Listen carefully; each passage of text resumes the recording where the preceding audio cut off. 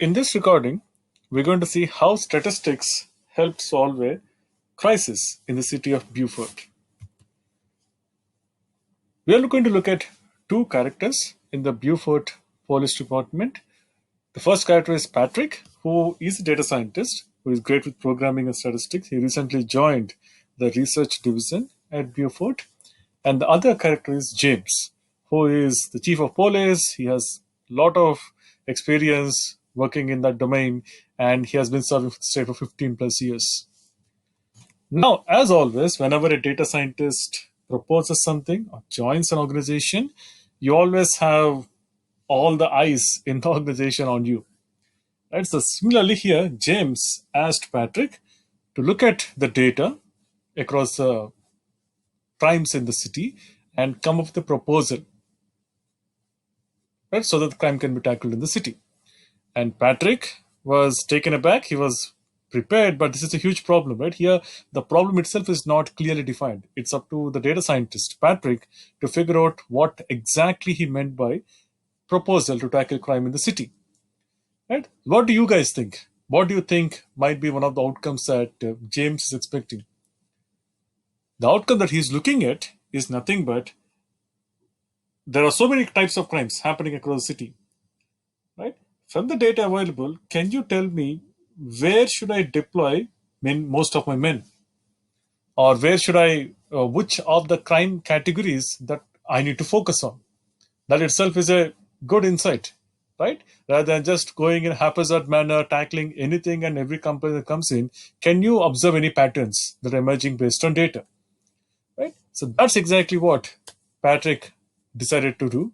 He got to work. He tried to first identify the different crime categories, gather data for the past 10 years for these categories, analyze the data for any trends, and then finally, just like a good data scientist, communicate the story to James.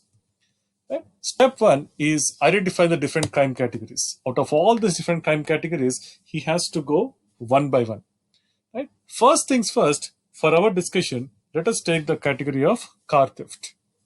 Right? So now what James is going to do, now that he has identified the category, Patrick is going to look at the last 10 years data for the car thefts that were committed, and then he's going to compare that data with this year's data, and then figure out, is there a trend? Are the car thefts rising?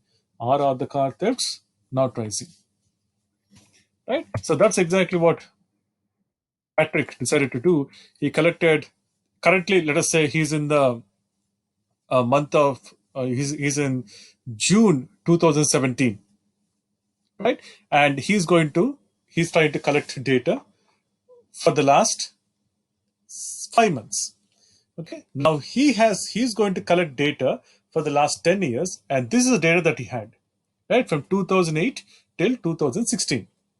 Right? Now the question is, based on just this data, can Patrick figure out whether 2017 is indeed a bad year or not? Remember, he's currently in the month of June 2017. Right? Now, if you see, it looks like an apples versus oranges comparison. On one hand, you have monthly data. On the other hand, you have yearly data. If you remember, isn't this similar to Ram's problem that we discussed in the statistics discussion? We are trying to compare two different types of data, and the best way to compare these different types of data is by using the concept of central tendency, and that's exactly what Patrick decides to do. To identify the trends, he decides to summarize the data, get all the data on the yearly basis to a single number, and get all the data on the monthly basis to a single number, and then compare these two numbers, and from these two numbers, can you come up with a trend? Right? Now let us go to Excel and then see how we can come up with that comparison. Okay, so the Beaufort crisis that we are looking at, right? Let me just give this to 2016 just to make sure that the data in the PPT and here is in sync. 2013, 2012, 2011, 2010, and 2009. Okay, so this is the data that we have. Now, this is the data across years, and this is the data across months. Now, first, let us try to summarize the yearly data into a single number. right? Now I first calculate the mean for these data points, and the mean is 162. That means on an average, there are 162 car thefts that are happening in the city of Beaufort. Right? Now, if you look at this number, the first thing, as we discussed in the previous recordings, the most important concept is this number making sense or not? Right? Does 162 represent this data set properly or not? And if you look at it, 162 is reasonable, right? And if you are in doubt, also calculate median. And the median comes out to be 159.5. You can directly use the median method and average method to get the average and median values. Right? Since mean and median are almost the same, it doesn't matter which value you consider. Right? In this scenario, let us go for mean to start with. Right? But then here is a catch. If you go to James and propose to him that on an average 162 cars that happen every year, the immediate response from James would be, how can you be so sure that exactly 162 car thefts are going to happen on an average in a year? Remember, statistics is not about perfection. It's about approximation, right? And a better way to approximate would be, instead of giving a single number like 162, give a range.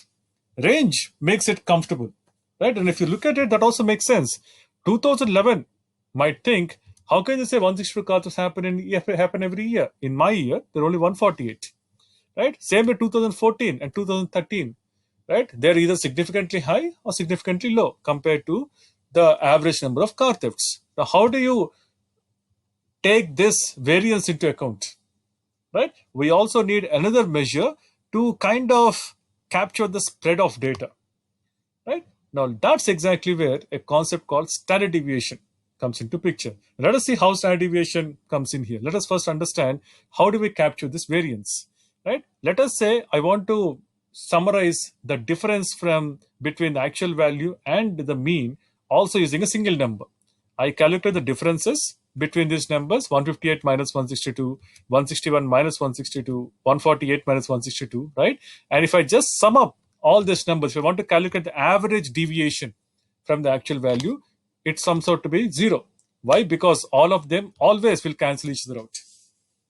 That is just mathematics, right? Things will always, because you're trying to subtract central value from each of the values, actual values. Some of these will be above it, some of them will be below this central value, and they're always going to cancel each other out, right? So you cannot just sum up the values and expect that sum to give you a number that captures the deviation, right? And you cannot also take the modulus, because sign is important. You can't just drop the sign.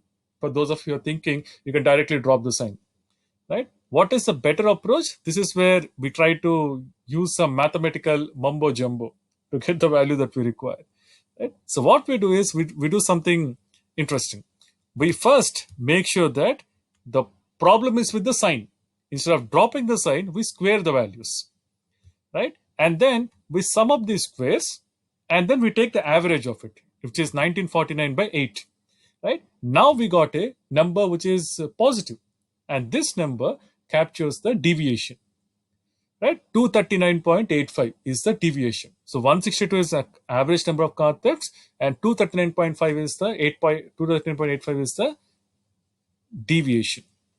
It's also called as variance. This is exactly called variance, population variance, right? The only difference between population variance and sample variance, population standard deviation variance, sample standard deviation, is that in the denominator for samples you have n minus 1, right? In the case of population, denominator will always have total number of data points, right? Now you must be thinking 162 plus or minus 239, is that the range? Is that the range within which majority of car thefts are going to happen? On an average, can I say car thefts that happen in Beaufort in a single year are 162 plus or minus 239?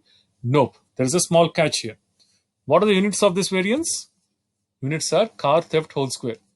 What are the units of the mean? It is just car thefts, right? So we need to take a square root of the variance, right? And that's when you take a square root, you get the standard deviation as 15.48, right? What does this value represent?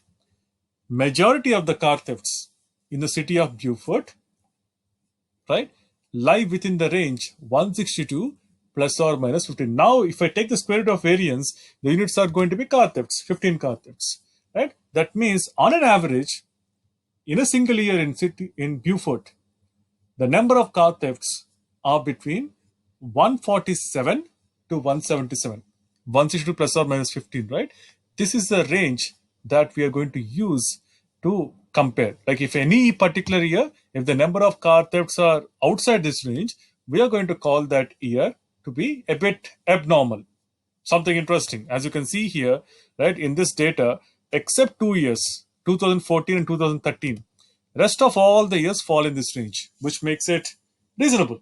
The range seems to be reasonable, except, like as I told you, statistics is not about perfection, it's about approximation, right? Except 2 years, remaining all years fall within this range, 147 to 177, right? So which is good. So this range is a reasonable approximation of last 10 years data, right? So now we got an apple. We got a value that perfectly quantifies what happened in the last 10 years. Now we need to compare this with the other apple, which is what has happened so far in the year 2017. Right? As you can see, we have data only till 5 months, monthly data, right? But we have the yearly data on the left hand side. Now we need to somehow come up with a yearly metric to make the comparison. Right? So this is where again we use the concept of central tendency. What does central tendency say? Majority of the data points in a data set lie at the center. Right? So that's the reason why what we're going to do is let us calculate the average monthly number of monthly car thefts in the year 2017 till now. Right? So total there were 101 car thefts. If I take average of 101, it is going to be 20.2. And if I take the median, it's going to be 21. So it's not much of a difference. Okay, now 5 months are done in the year 2017. There are 7 more months, right? I need to make a prediction for the next 7 months. And using central tendency, I'm predicting that next 7 months, in each of the next 7 months, the average number of car thefts are going to be 20, right? So 20.2 into 7, which is going to be 141, right? 141 car thefts are going to happen in the next 7 months. And 101 have already happened in the 5 months. So 101 plus 141, which is going to be 242, right? So if I just make a conservative estimate as to the average number of car thefts going to be 101 plus 141, it's going to be 242, which is significantly higher than the range, outside the range, 147 to 177, right? Now we know that 2017 is a dangerous year for car theft. Something strange is happening on the car in the car theft category, right? So we need to tell James that car theft is a category that need to be focused on. You need to deploy specialized personnel to take care of car theft incidents. And now some of you guys must be thinking, why did I use 20?